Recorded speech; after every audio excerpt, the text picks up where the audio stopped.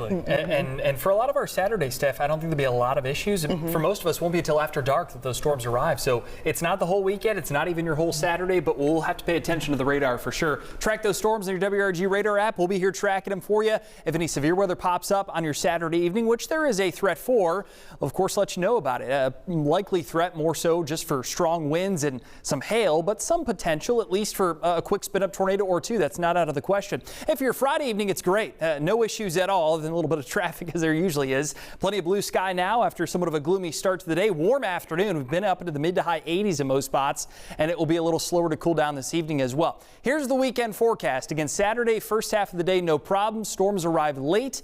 87 degrees we still get up to. Warm, windy. Those gusty southerly winds will be 30 to 40 miles per hour at times. All of that mess clears out before sunrise Sunday. We get plenty of sunshine back, but we're much cooler, about 20 degrees cooler, in fact, for your Sunday afternoon. We'll have some sort of chill around early next week with widespread 40s to get your Monday going. Timing wise for tomorrow, all of us in a level 2 out of 5 on the threat scale. Timing wise is like 5 p.m. to midnight.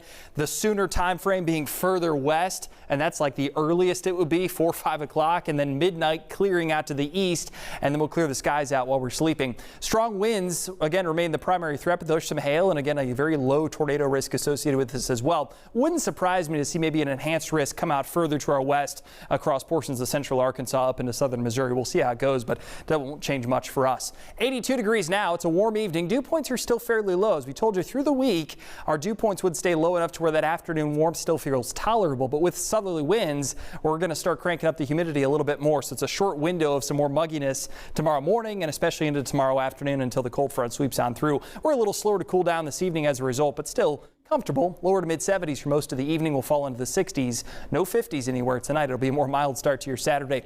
Sunshine for a lot of us. Those clouds have kind of cleared out to the east. There's not much going on locally, but here's our cold front. Kind of back through portions of eastern Kansas, now into Oklahoma, and then kind of arcing up into central Iowa. It is a very slow mover. The energy with this is not pushing this front along to the east-southeast very quickly. It's all kind of paralleling the front and shooting up into Canada. So this is going to take its sweet time. Again, it's not really coming through the mid-south for another like 30 hours or so. Again, midnight tomorrow night, when every shower and storm kind of wraps up and moves east, that's when the cold front is sliding on through.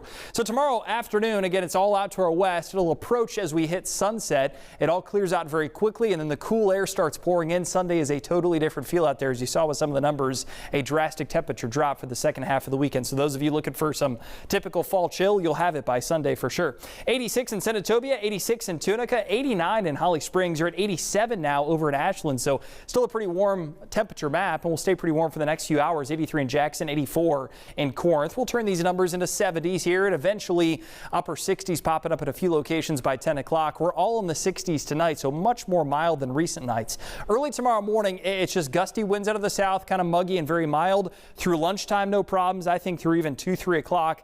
Maybe even more so than that, we're dry with no issues. It's really as we head towards sunset that storms are approaching our eastern Arkansas counties, and from that point they'll just sweep through from west to east. And always is the case along these lines like this, you'll get little kinks along them to the point where you can get a quick spin up tornado or two. Again, it's not a high tornado threat, but there is always that chance when you have this type of a setup with a squall line moving on through. But it'll all be out of here, as I said, by midnight or so, and then we're back to sunshine for Sunday. Primarily hail and wind, as I said, the tornado threat low, but not zero.